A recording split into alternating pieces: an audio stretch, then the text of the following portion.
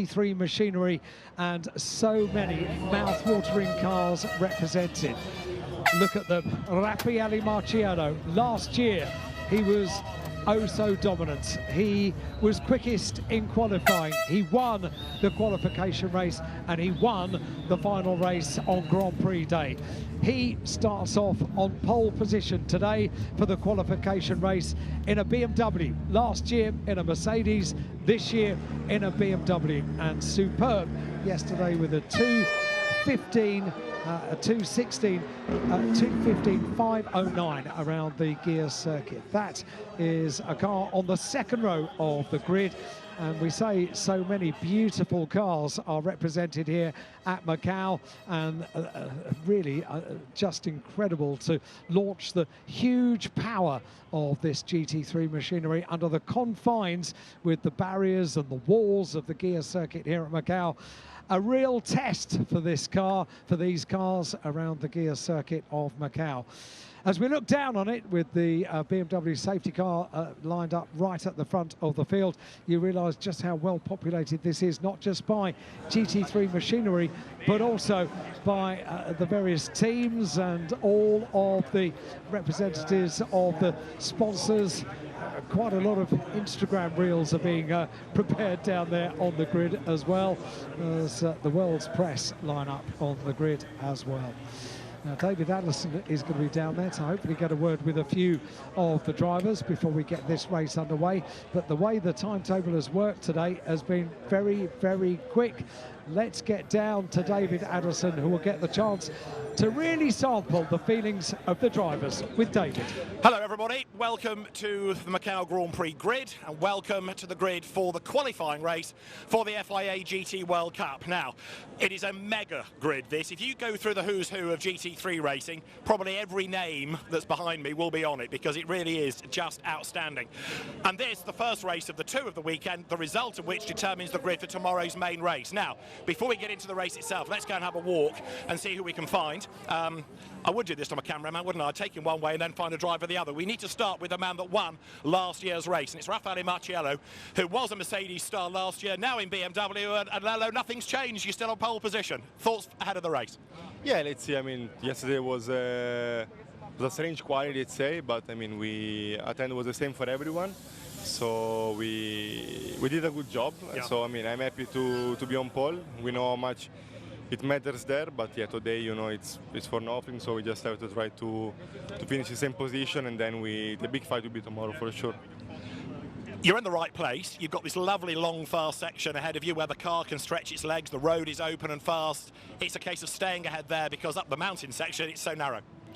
Yeah, I mean, I'm happy to beat Thierry in BMW, so that actually is always quite quick in the straight, but everyone is saying that the BMW is too quick in the straight, but last year I was first also with MG, and the MG normally is not fast in the straight, so I mean, it's not so nice when people always complain. I mean, at the end, the BOP is the engineer work, not our job, so we have to do the best of what we have, and yeah, for sure I will try my best to stay in front in Mandarin, and after Mandarin, then yeah, for sure it's easier to control the race from there. But we have many cars, so safety car also can be an issue at the safety car start, but then I have luckily the advantage of the speed, so let's see.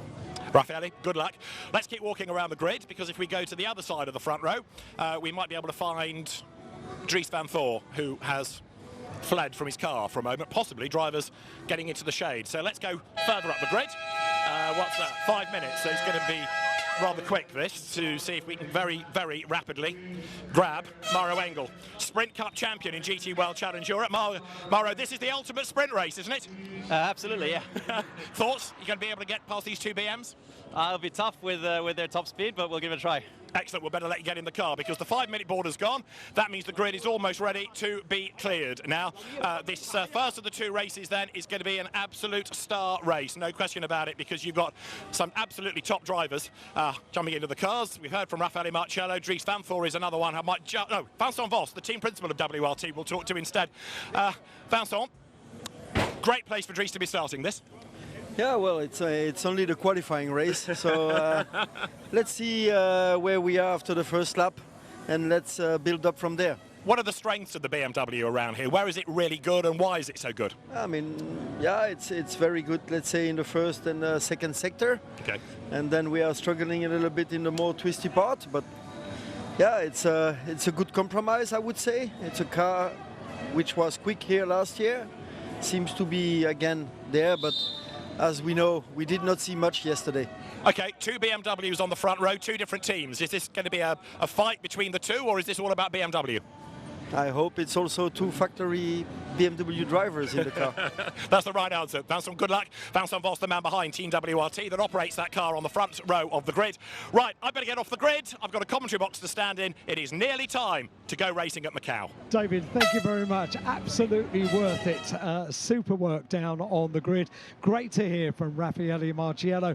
As cool and calm as you could possibly imagine. And we said we have the world's top drivers. Look at the helmet, which has been specially prepared for this unique and one-off event for the FIA GT World Cup and the Macau GT Cup.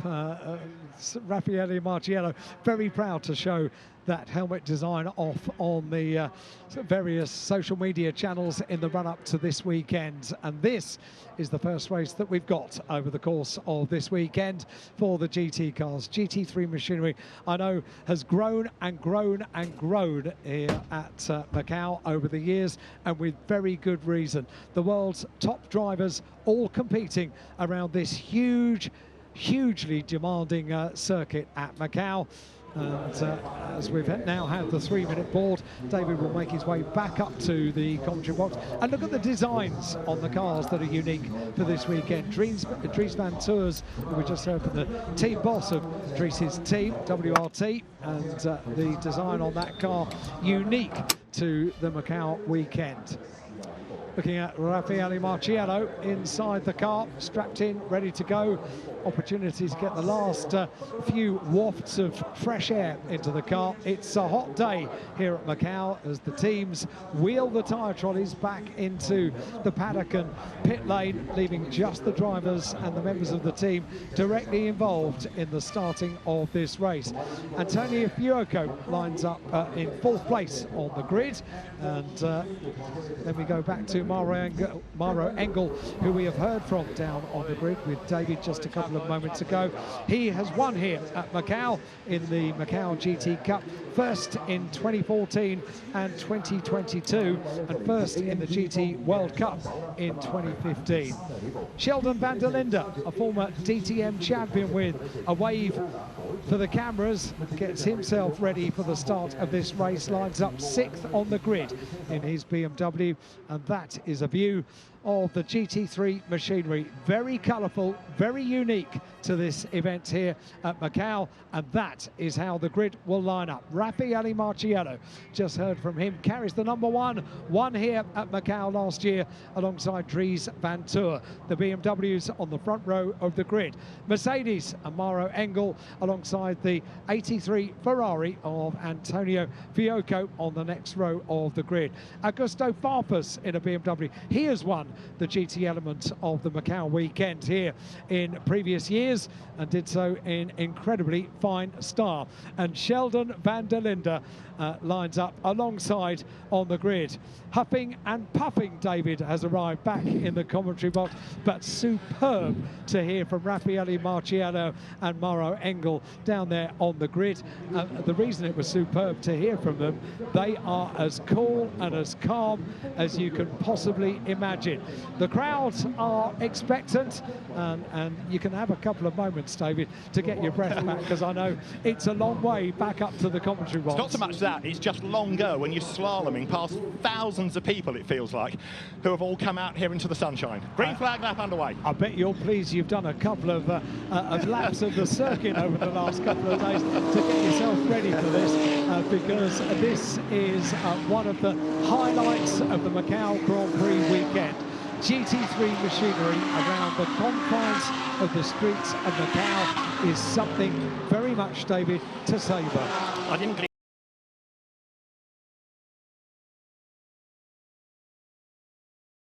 the fact that we lost Luca Anschler yesterday with quite a big accident. I didn't get that far.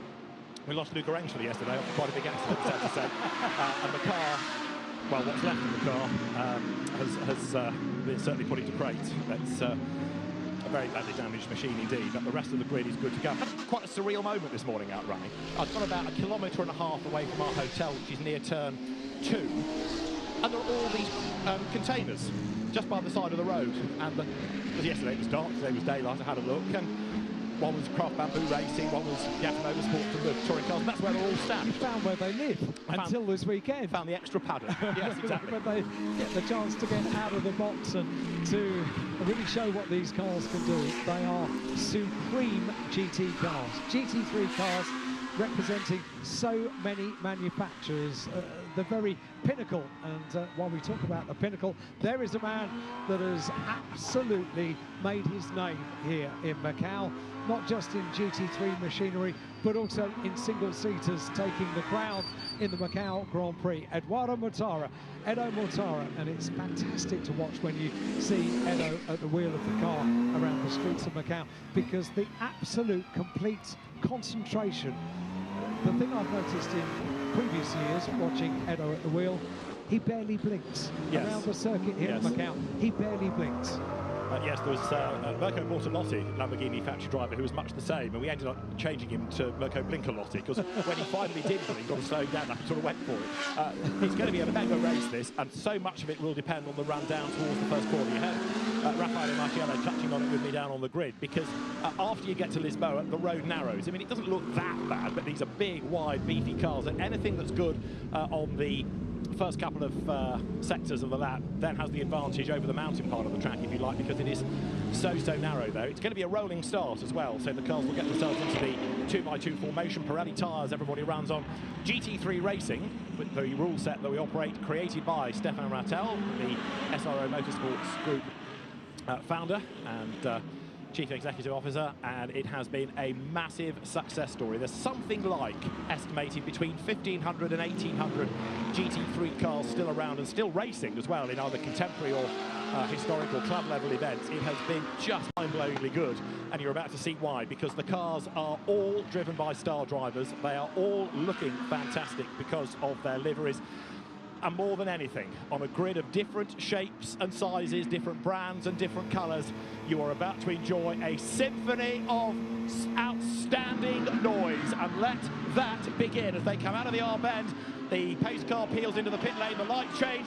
Raffaele Marciello gets a very good start. There's a bit of contact between Mauro Engel and the Ferrari alongside of Anthony Fuoco. They go toe-to-toe, going through Reservoir for the first time. Ferrari on the outside, Mercedes of Engel, the white Mercedes on the in. The BMW's almost rub as well, and Vantor gets his nose ahead of Marciello.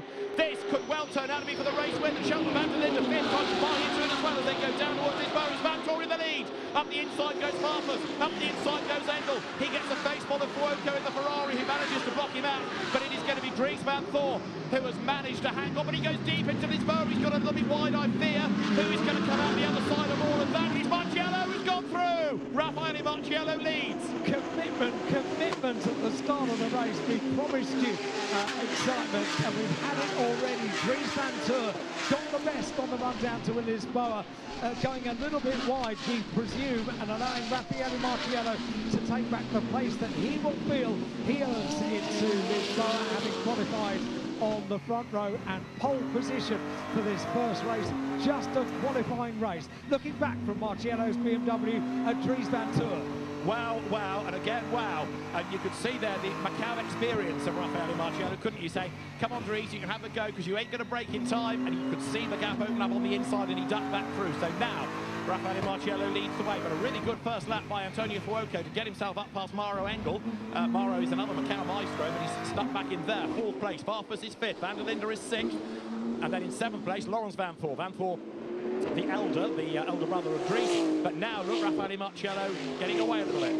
He is, yeah, the BMW of the number one BMW, Raffaele Marciello, showing a little bit of daylight between himself and the second BMW driver, Dries van Thor, as they head their way around. It is quite remarkable getting around the Melco hairpin in a little road sport, let alone a GT3 machinery. And Raffaele Marciello, what's he doing on this first first lap of the race. He is dominating, which is what he did in the race last year. He has got overall best in Sector 1, overall best in Sector 2, overall best in Sector 3 and Sector 4 as well. But Dries Van Voort there in second place now needs to sort of regroup, doesn't he? He needs to think, OK, Rafferty knows his way around here. I just need to rebuild this next couple of laps. Chip away, and he does. He takes the absolute best in the last sector until Sheldon van der Linde goes through. So these BMs looking very racy at the moment. In third place, making his Macau GT debut, Antonio Fuoco. And then in fourth place is Mauro Engel. Augusto Farfus is fifth, Sheldon van der Linde sixth. The best Porsche now is Alessio Picariello there. Seventh, he's got himself up past Laurens van Voort. Ninth is Christopher Haase in the Audi, and 10th, Eduardo Mortara. To my eye, that lead gap is coming down by a Nats, and Sheldon van der Linde closing on Farfus, who is closing on Engel. We said that we have the best drivers in the world. The proof of that is that for all of the positions, they were squeezing each other off the line and on that run down towards Lisboa, and they all made it through. They all worked out which bit of tarmac they could legitimately have, and they gave each other racing room. That is a masterclass, a textbook way to get these races at Macau underway. Absolutely, the race director I think has had a word and they've all responded correctly, as you see there. Farfus ahead of van der Linde, a little bit of a gap back to the two Porsches, Picariello and Van Voort, ninth Christopher Haase, and a bigger gap back to Mortara. He's kind of the best of the rest, ahead of Ricardo Fella, and then in 12th place, Danny Junqueira. First time, just touching on Mortara, first time we've had Lamborghini represented as a factory outfit in the FIA GT World Cup. And from the FIA's point of view, it's an important race within its portfolio to have the FIA tag attached to the Macau GT Cup. It doubles up as the FIA GT World Cup. This is the qualifying race, main race tomorrow. This is the BMW in second spot, then making the climb now from Moorish up towards Donna Maria. Twisting GT3 machinery around the tightest part of the circuit, around the long left-hander at Donna Maria. You can see the race leader up there in front, the BMW, as they head into the Melco hairpin. Twist down from there, that's where the circuit opens up and they can really stretch the legs of this powerful machinery. And one thing we did mention, David, when we saw the grid, just how many manufacturers, the cream of the crop, all represented here at Macau. Absolutely right, and there is the man that won Le Mans this year, Antonio Fuoco, ahead of Mauro Engel, who's won pretty much everything there is to win in GT cars. And Mauro Engel, the best of the Mercedes AMG drivers right now, demonstrably so, in fact, in fourth place. Everywhere you look, there's BMWs, though. A 1, 2 and a 5, 6 for BMW. Farfus fifth, van der Linde in sixth place. And a bit like last year, Porsche not having a great time because not staying with the leading group, Picariello nor Van Voort, who are in 7th and 8th places. Best lap of the race, though, done by Dries Van Voort last time around. About to say, he brought the gap down to just under 7/10 of a second between himself and the race leader, Raffaele Marciello. This is the way to do it for Dries Van Voort, to chip away now, put in quick lap after quick lap and bring that gap down between himself and Raffaele Marciello. Good luck if Dries Van Voort is expecting, hoping for Raffaele Marciello to make a mistake. He being one of the supreme stars of GT racing around the Macau gear circuit over the last few years. We always look back to a couple of years ago, a tremendous battle between Marciello and Mauro Engel, currently down there in fourth place. It was absolutely breathtaking, wasn't it? Absolutely right. It showed the bravery. It was Engel that triumphed in that one. And we were then denied the race, really, because Marciello had a mechanical problem on the first lap. That was in the COVID era when the poor guy had spent over a week quarantining, like all the visiting European drivers, and then the car gave up on him in the opening lap of the main race. But right now, he has got Van Voort coming back at him, but you just get the feeling, don't you, that Marciello's Macau experience will kick in again, and he'll know where to turn up the wick should he need to. But Dries Van Voort, who is another very, very successful driver, and actually the bulk of his championship successes have come in GT World Challenge Europe Sprint Cup. He won that 3 years back to back. He's been a class winner at Le Mans, he's been a winner of the Nürburgring 24 hours as well, so, you know, you're looking somebody here, and they're all the same pretty much, these drivers. Their CVs dripping with title success. Yeah, 3 times a champion in the GT World Challenge. Sprint element, an enduro element and a sprint element represent the GT World Challenge, and Dries Van Voort has shown himself to be an absolute expert in that field of racing. This is perfect, really, isn't it, for Dries? A sprint race in GT3 machinery. The other thing just to throw into the melting pot about Dries Van Voort here he's driving for his regular team of WRT, whereas for Raffaele Marciello, okay, he knows the car, but he's racing for one of the local teams, a successful local team as well. But Dries van Voor and Vincent Vos, the team principal you heard from on the grid, they go back year after year, race after race. So Dries knows exactly what he's expecting from this car and what to ask for and what to get, and down he comes with the margin having stretched up to 8/10 now as Lello. Raffaele Marciello does the fastest lap of the race. That's the way you respond, isn't it, when you're at the front of the field? Raffaele Marciello with a 2:18.1, a response, an overall best lap of the race, and it extends the gap over Dries van Voor by the tune of 0.2 of a second, 0.8 of a second between Marciello and Van Voor at the end of lap number 3. So race leaders currently work lap number 4.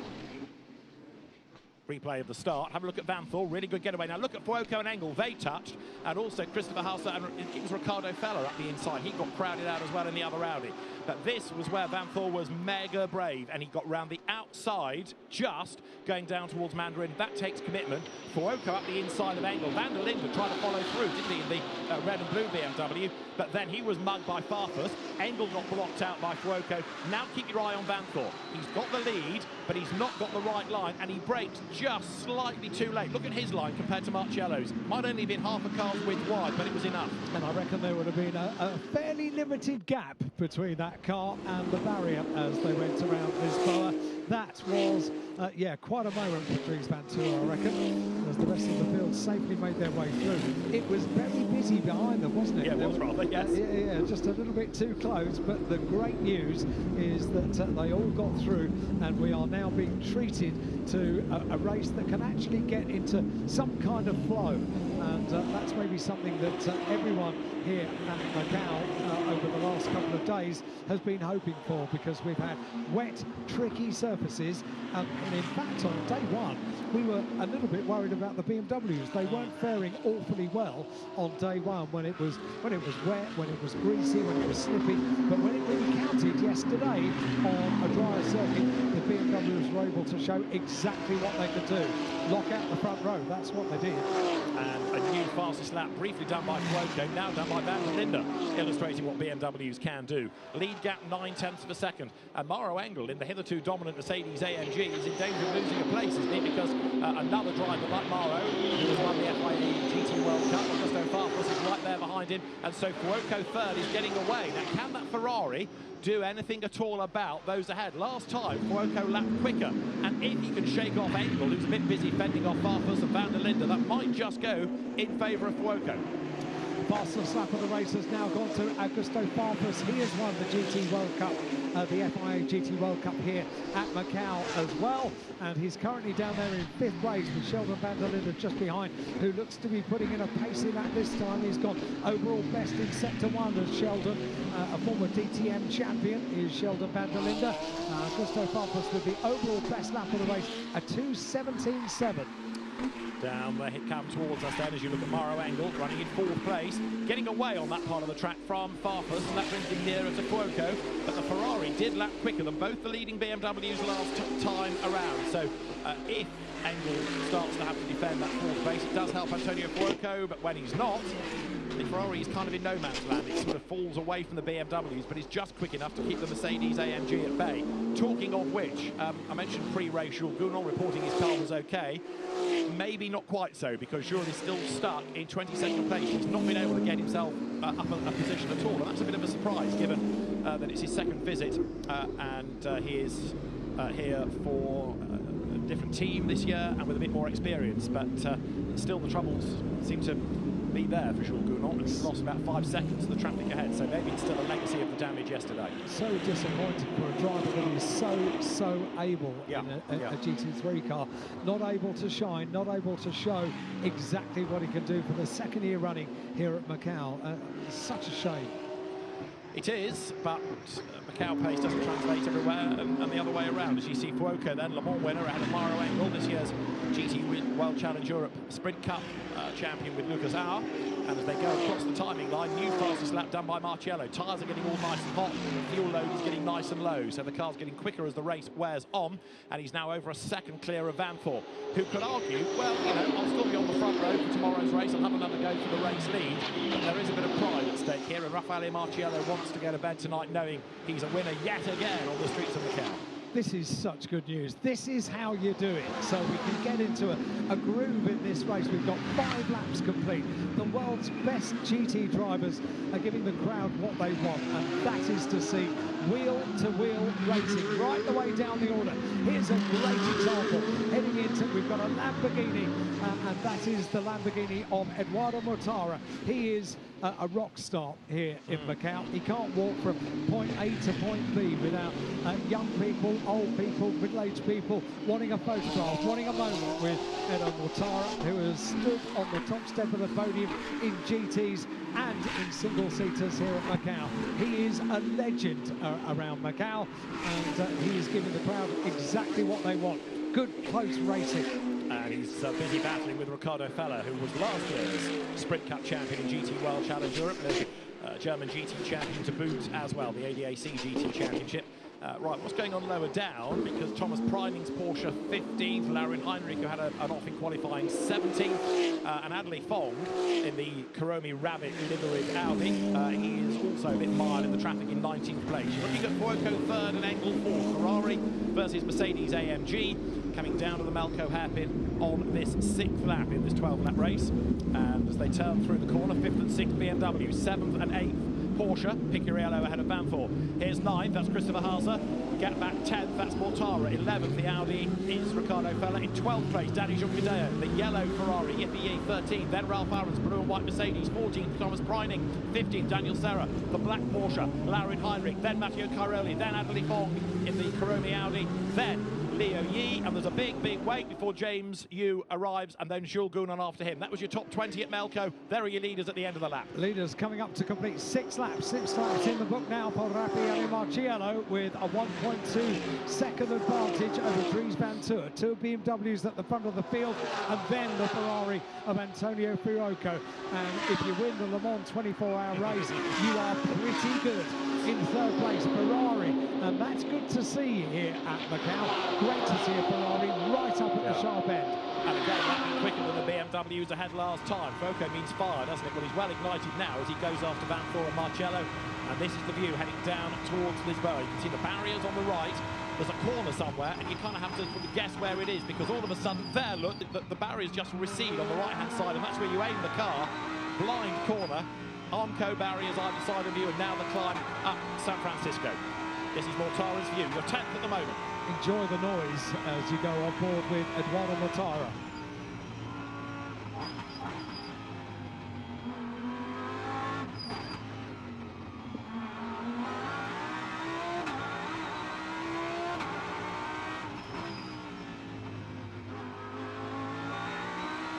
Unbelievable to get a driver's ear view of what goes on around the streets of Macau. Such a mechanical process and such a busy cockpit.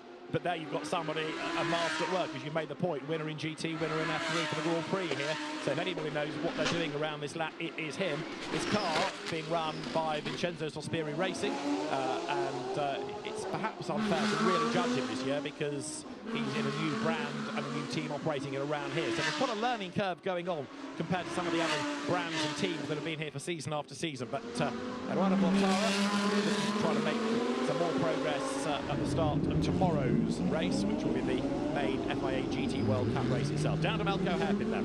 Threading his way through the Melco hairpin, where the circuit begins to open up. Danny Juncadeo is there in the white and green Craft Bamboo Racing Mercedes. Behind him is Yippee. We're looking further down the order. There goes Kuromi, Adley Fong at the wheel. And this is through Black Sands. Yippee in the yellow Ferrari ahead of Ralph Aaron in number 7 Mercedes. Race leaders have just gone across the line, incidentally, and the lead margin is up to 1.2 seconds now. On board with Yippee. Sort of waxes and wanes, doesn't it, between 1.2, 1.5, 1.6. Does that suggest that Raffaele Marciello has this very much under control? The gap between Dries Van Toor and himself, the 2 BMWs at the front of the field. The best lap, personal best of the race, has just gone the way of Dries Van Toor in his efforts to bring down the gap between himself and Raffaele Marciello. Is that opening lap going to be the only chance that Dries Van Toor has during the course of the 12-lap race for this qualification race for the FIA GT World Cup and Macau GT Cup here. Of course, the big race tomorrow to look forward to, where the grandstands will be packed. Absolutely no space in the grandstands tomorrow. There's very little space in the grandstands today as they enjoy the GTs. 5 laps to go, 7 laps in the book. Dries Vanthoor is really mounting a challenge now. Overall best in Sector 2. Indeed so, and he was slightly quicker in Sector 1 as well, wasn't he? So he's piecing this lap together nicely. Raffaele Marciello knowing all of that experience, not only of here, but of GT racing globally. Multiple champion, multiple race winner, and making this look relatively easy up front. Mauro Engel, though, has suddenly woken up. Absolute best Sector 3. So Engel starting to hustle on behind Cuoco, but this is Raffaele Marciello at work. See the 2 little golden stars on the just in front of the chin of Raffaele Marciello on that helmet, and they represent the 2 wins that he's had in GT racing here at Macau. A beautiful design of the helmet. It is indeed. Looking at the pack coming through, in a moment you will see Danny Juncadeo's green and white Mercedes, behind which is the yellow Ferrari of Yefe, and then a little bit further back after that, you'll see it in a moment coming to the top, just out of Donna Maria, the blue and white Mercedes of Ralph Aaron. Now, he's here as a racing driver. There he is, look, coming into shot ahead of the purple Porsche. 14th he runs, but when he's not behind the wheel, he's also the team manager for Prema Racing, which of course has got 3 cars in the FR World Cup, the Macau Grand Prix itself. Busy weekend, yes. Busy weekend, and bearing in mind, we'll see them lining up on the grid in just a few moments after the conclusion of this race. So, wow, Helmet off, headset on. What a preparation, eh? Well, he can go back to the drivers and say, right, I know what the circuit feels like, I know where the rubber might be, know where it might be slippery. So there is Ralph Aaron, very accomplished racing driver himself, had a few years away, went off to work with Prema, and then somebody noticed that, hang on, you're still quite a good graded driver. So he was brought back into GT racing a couple of years ago. He's also been a 3 times winner of that world-famous event, Alan, the Palaga 1,006 kilometres. We know it and love it well. Dries Vanthoor is really mounting this challenge to put on the pressure on Raffaele Marciello. He's brought the gap down to 1.1 seconds, and he has done so with the fastest lap of the race, 2:17.099. 8 laps complete, 4 laps to go, including the lap that they are on, and Augusto Farfus in 5th place is doing what Augusto Farfus does. It is to be the quickest of any in the first sector. Year after year, he does this. So last time around, another 2/10 pulled back by Dries Vanthoor is there. Look, Mortara getting perilously close to the concrete.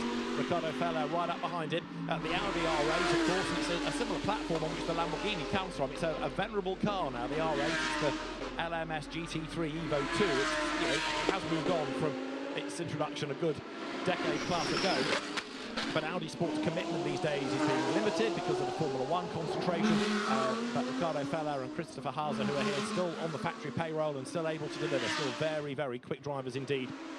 Mortara climbs to Donna Maria, running in 10th place. Ricardo Feller in 11th. Currently we're working lap number 9 of the gear circuit, with the absolute best sectors being almost distributed evenly amongst the top 5 drivers at the moment. Vanthoor is on another quick lap, and let's see how much closer to Marciello he has got. Vincent Voss of WRT did say on the grid, you know, it's about representing BMW. Yeah, that's fine. But just like Dries Vanthoor wants to be the winning driver, Vincent Voss wants his team to be top dog within the BMW rank. So it's still game on here as they go now through Reservoir, out of that fast left, and the speed building. The gap between them is down to 9/10 of a second. Another fastest lap of the race by Dries Vanthoor, 2:17.020. We're on that 10 and 12. It's game on. It really is, and this could present us with a very, very exciting final 3 laps, as if the 9 laps we've enjoyed already hasn't been exciting enough. Dries Vanthoor is chipping away lap after lap now. He's putting in the fastest lap of the race, 2:17.020 for Dries Vanthoor. This is impressive stuff. It's going to give us a grandstand finish if it carries on this way. Personal best for Raffaele Marciello, but it was still 2/10 away from the lap that Dries Vanthoor has just put in.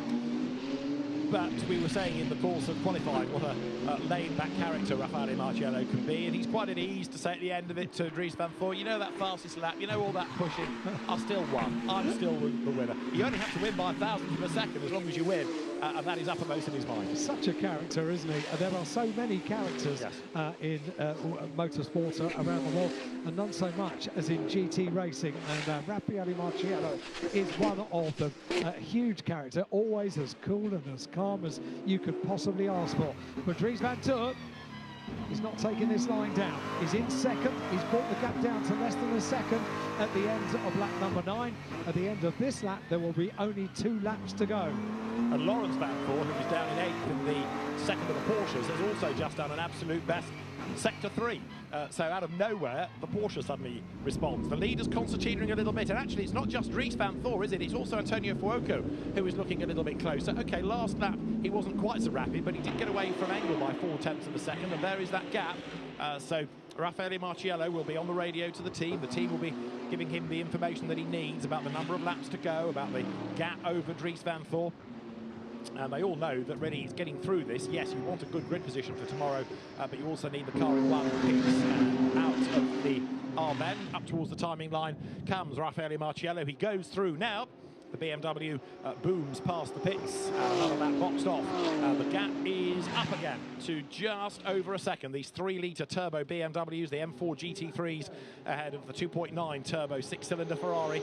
And then the grunt and go front engine Mercedes of Maro Engel. And this isn't something we often say.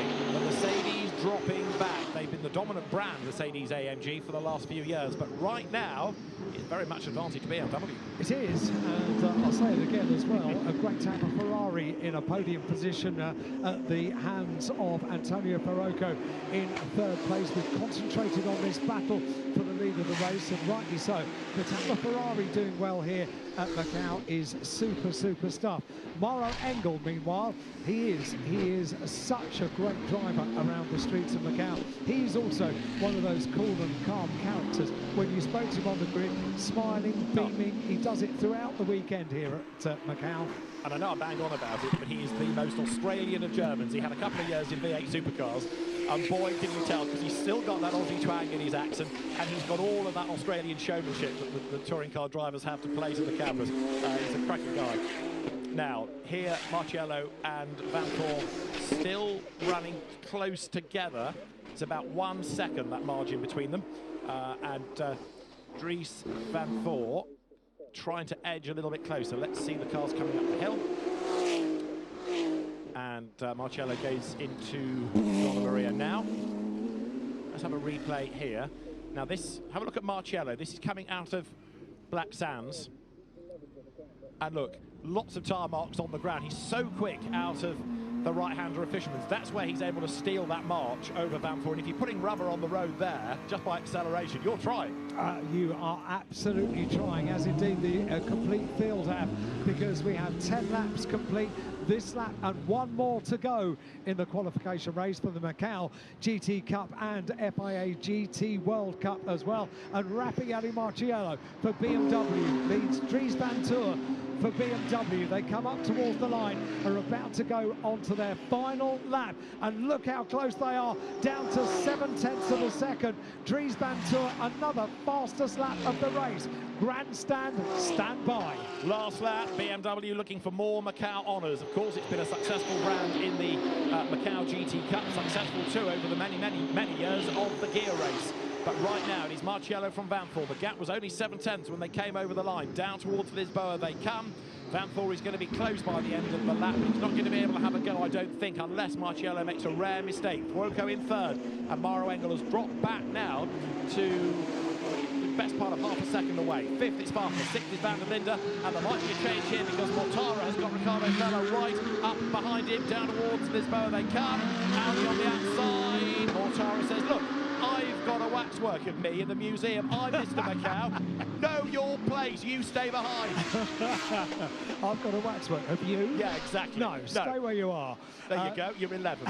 Raffaele Marciello and Dries van Toor on their final lap. 7/10 of a second between the two of them. And then this mouth-watering battle between Mr. Macau, Eduardo Mortara, and Ricardo Fella as well. Tantalising stuff for the crowds here at Macau that are enjoying the sunshine and GT3 racing around the streets of of Macau. This has been perfect. It's what we've all needed after the last day and 2.5 days with tricky conditions, wet conditions, greasy conditions, and now they can stretch their legs and show what they can do. And Vanthor is closer, and he did the fastest lap last time through. He was 3/10 quicker, but I think Marciello's got everything under control.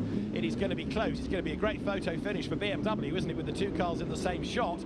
But Raffaele Marciello will be ahead. Dries Vanthor in second place. And again, Marciello is so good through this part of the racetrack, down through Black Sands, heading now through Fisherman's. Let's see whether he's able to put 11s on the road again. Dries Vanthor still charging behind him. Fuoco third, and Mauro Engel is going to drop off the podium for a rare time at Macau. Checkered flag will be at the ready to round out Macau GT Cup qualification race, won by Raffaele Marciello from Dries Vanthor in second place. The gap at the flag, 0.666 of a second, which is a devil of a time. Antonio Fuoco takes third ahead of Mauro Engel. Augusto Farfus fifth, and Sheldon van der Linde sixth. Then he does the best lap of the race as he takes the checkered flag. Sheldon van der Linde sixth. Seventh, Alessio Picariello from Lawrence Vanthor, Christopher Haalse ninth, and Edo Mortara just hangs on to 10th.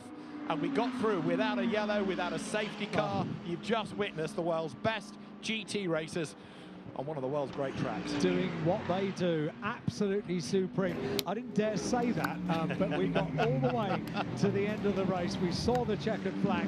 The crowd have seen what they wanted to see, a proper race.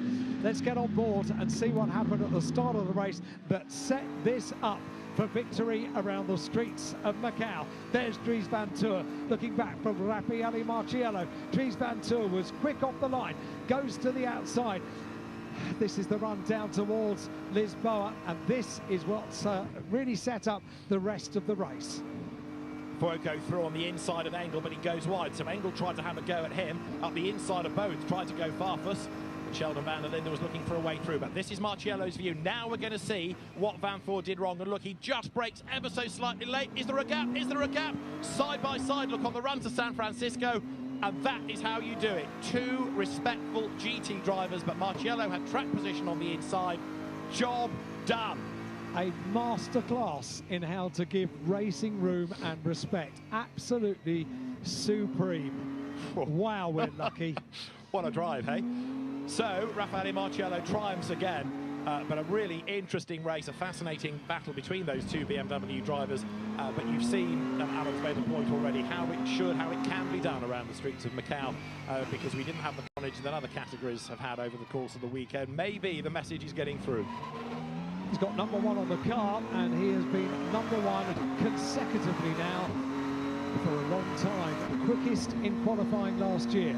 Won the qualification race, won the FIA GT World Cup last year, and now takes pole position in 2024 and the first race win.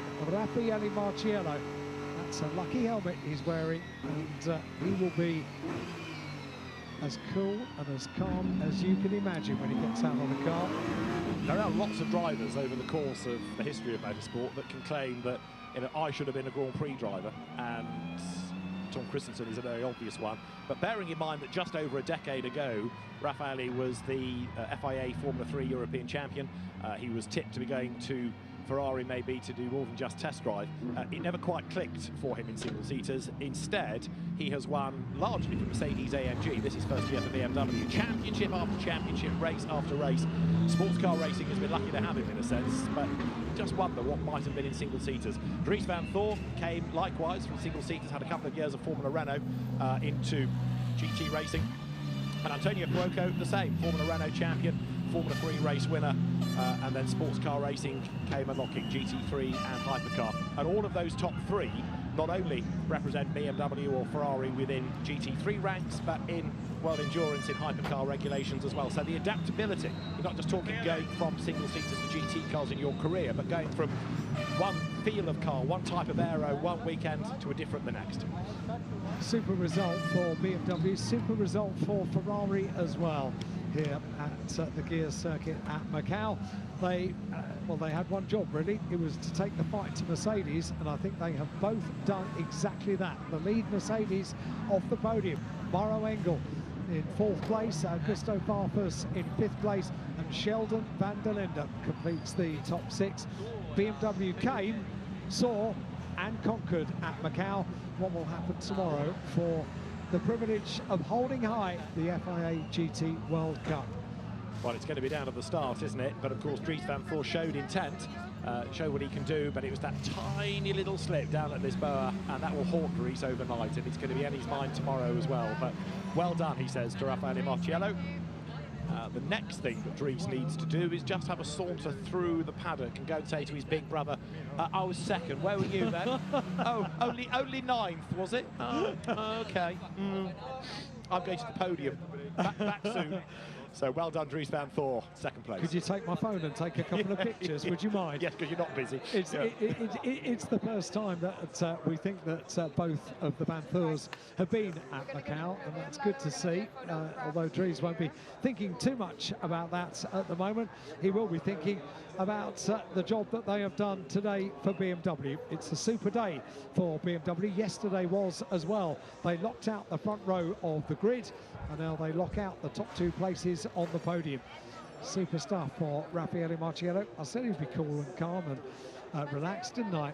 He really is, as they are That's being... a pretty safe bet, though. Pointed. Yes, indeed. You can see the joy as they are going to be taken over to the holding area for the podium presentations. And Matteo Braga from Pirelli is there with the special Pirelli award, the Pirelli Racing Activities Manager.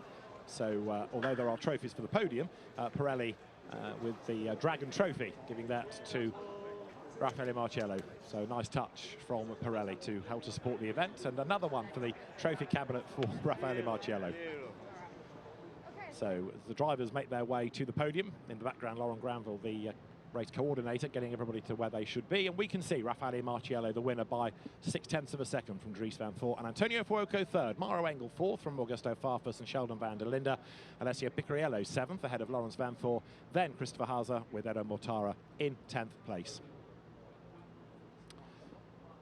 In 11th spot in the end, it was for the best of the rest, if you like, at the end of the GT Cup race, Ricardo Fella, who couldn't quite find a way past Eduardo Mortara. Danny Juncadeo was 12th, Yefe was 13th from Ralph Aaron, and then Thomas Preining, Daniel Serra, who looked good actually early on in qualifying yesterday, and got quite a long way down, but he was ahead of Laurin Heinrich and Matteo Cairoli. Adley Fong 19th, and Leo Yi was 20th, ahead of James Yu and Jules Gounon in 20th place. And I offer you the next fact purely for Alan Hyde. Kuromi the Rabbit has made it through unscathed. We didn't get a chance to talk about Kuromi the Rabbit. 2024 Macau Grand Prix.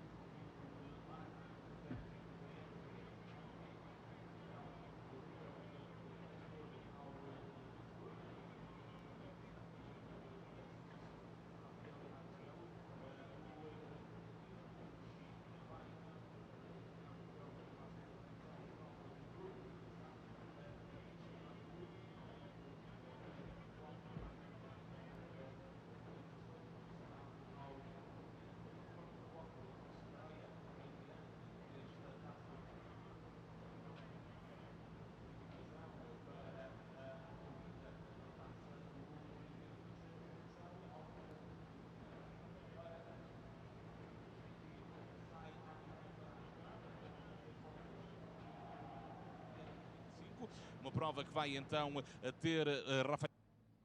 Hello, ladies and gentlemen. Welcome to the 71st Macau Grand Prix. And now it's time for the trophy presentation ceremony of the Macau GT Cup, FIA GT World Cup Qualification Race. First of all, please welcome our winners to be on the podium. The second one up, number 83, Antonio Fuoco from Italy.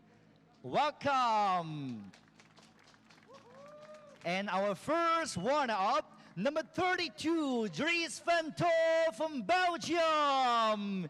Congratulations. Woo. Please proceed on to the podium.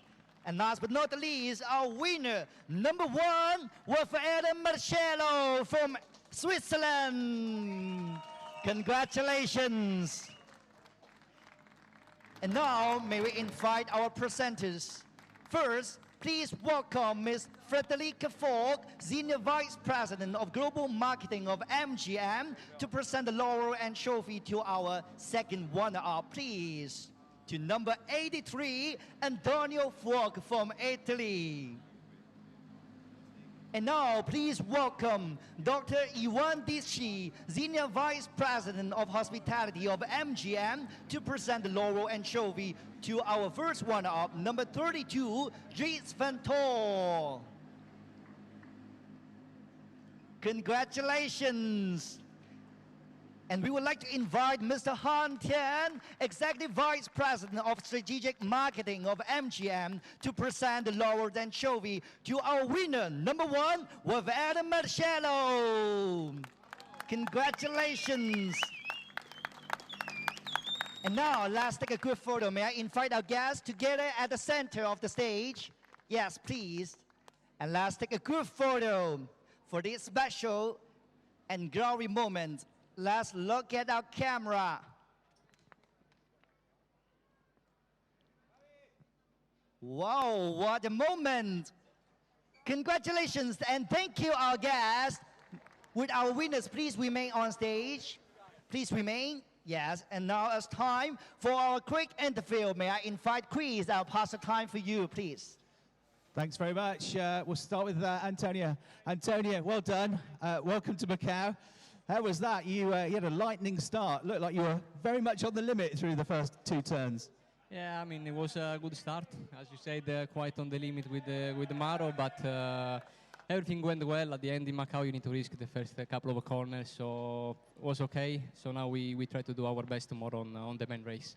A difficult weekend to come in with all the weather that we've had. The track has been different every time. Yeah, it was also my first time with GT here, so it was not easy to get to the rhythm, especially with the practice we had. But overall, we had a good weekend so far, so we just need to keep pushing and try to do our best. Well done. Thanks for your time. We'll have a quick chat with Dries. Now, Dries, you gave that a real good go at the start. Got the lead briefly. Yeah, well, it wasn't really intentional. It wasn't really the intention, but I saw Lello had a big moment in turn 1, and I had a massive run on him, so well, I decided to go. But yeah, unfortunately, I made a small mistake going into turn 3. At the end, it finished like it started, so not a bad starting position for tomorrow. Yeah, there's nothing between you. I mean, you kept up with him the whole way through. Sometimes he was a bit quicker, sometimes you were a little bit quicker. Yeah, it was a good fight, but at the end, it was most important to bring the cars back home, that they are in one piece for tomorrow. And that's what we did. So indeed, it was a good fight. So I think it will be cool tomorrow. I think so too. Well done, well driven, Raffaele. Well done, fantastic drive. You had to fight back because this man made you work hard for the first 3 corners. Yeah, it was an interesting fight, but luckily went a bit too deep in Lisboa. So then I was able to overtake him back, and then it's pretty difficult to overtake back. I mean, in a normal green lap. So then it was just to control the race until the end, but yeah, I mean the conditions are not very easy. The track is quite slippery, so you always need to take care. Are you still finding your way with the car and the setup, everybody, this weekend, because it's been so different with the weather each time? Yeah, I mean for sure it's impossible to have the perfect car in all condition, but at the end it's a matter of try to adapt quicker as possible, and I mean when you're in front, then it's a bit easier. Another great job. You're on pole tomorrow. Good luck. Thanks for your time. Thank you. Your race winner, Raffaele Marciano. Thank you, Chris. And once again, congratulations to all the winners. And we hope to see you again tomorrow. Thank you.